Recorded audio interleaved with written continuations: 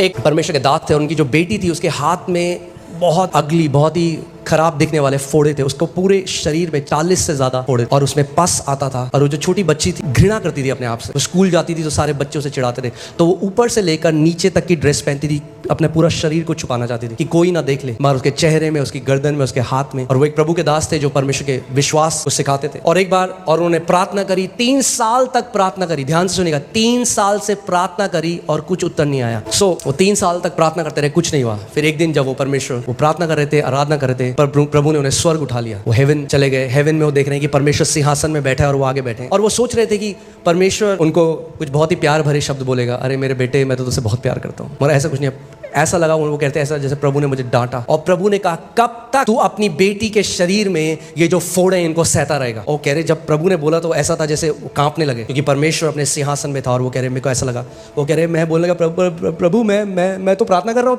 3 साल से। फिर प्रभु ने दोबारा बोला, कब तक तू अपनी बेटी के शरीर में जो फोड़े हैं उनको सहता रहेगा। फिर तीसरी बार प्रभु ने बोला, मैंने कहा प्रभु आप बताइए, मेरे को नहीं पता मैं क्या करूँ। और फिर प्रभु ने कहा कि जैसे मैंने उस अंजीर के पेड़ को श्राप दिया, मैं चाहता हूँ कि तू अपनी बेटी के इन फोड़ों को श्राप दे मेरे नाम से।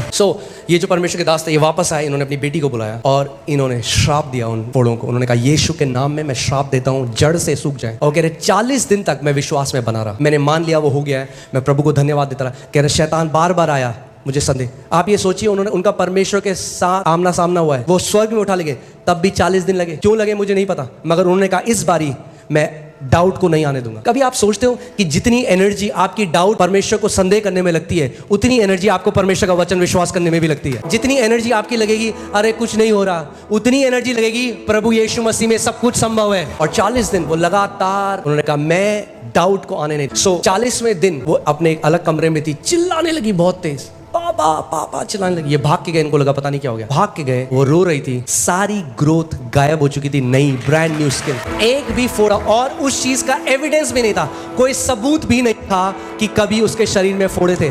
मैं यीशु मसीह के नाम में ये घोषणा करता हूं कि जो पहाड़ आपके जीवन में है वो ऐसे उखड़ कर समुद्र में जाने वाले हैं कि ढूंढ कर भी आप उनका कोई एविडेंस नहीं पाएंगे, कोई भी सबूत नहीं होगा कि वो पहाड़ कभी आपके जीवन में था।